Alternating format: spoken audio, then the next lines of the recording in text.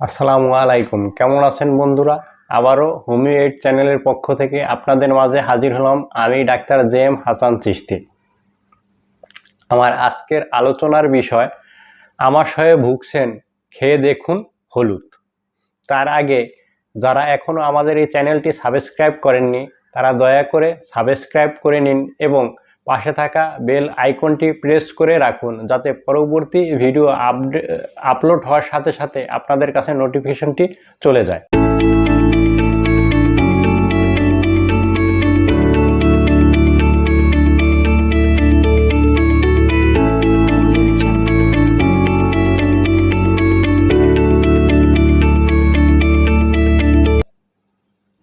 তো আসি এবার মূল আলোচনায়। আমাশয় রোগে ভুগছেন, খেয়ে দেখুন হলুদ। পেটের সমস্যা অনেক কারণে হতে পারে।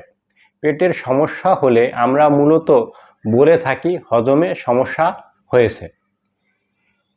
ইরিটেবল বাউল সিনড্রোম বা সংক্ষেপে যাকে বলা হয় আইবিএস, এটি অন্ত ও পরিপাকতন্ত্রের একটি সমস্যা। চিকিৎসকদের মতে অনেক মানুষই এই সমস্যায় ভুগে থাকেন। দীর্ঘ আমাশয় সমস্যা ও কোষ্ঠকাঠিন্য রোগেও ভুগতে থাকেন, ফলে এই রোগ হয়ে থাকে। পুরুষদের তুলনায় নারীরা এই রোগে বেশি আক্রান্ত হয়। আইবিএসের সমস্যা হলে পেটে ব্যথা, পেট ফেঁপে থাকে, অ্যাসিডিটি হয়, পায়খানার অভ্যাস পরিবর্তন দেখা দেয়, কখনো পাতলা বা কখনো শক্ত, মাথা ব্যথা হয়। তবে এই সমস্যা অনেক ক্ষেত্রে অন্য রোগের উপসর্গ হিসেবে আসতে পারে বা অন্য রোগের ক্ষেত্রেও হতে পারে। প্রচলিত চিকিৎসা পদ্ধতি অনুযায়ী আমাশয় এবং কোষ্ঠকাঠিন্য প্রধানত আইবিএসের সমস্যা হলে আপনারা হোমিওপ্যাথিক চিকিৎসা করাতে পারেন। হোমিওপ্যাথিতে এর ভালো চিকিৎসা আছে।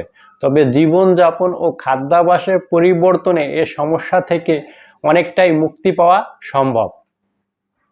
কি খাচ্ছেন আর কি খেতে হবে তা মাথায় রাখতে হবে। যেসব খাবার খেলে আইবিএসের সমস্যা দেখা দিতে পারে সেসব খাবার খাবেন না।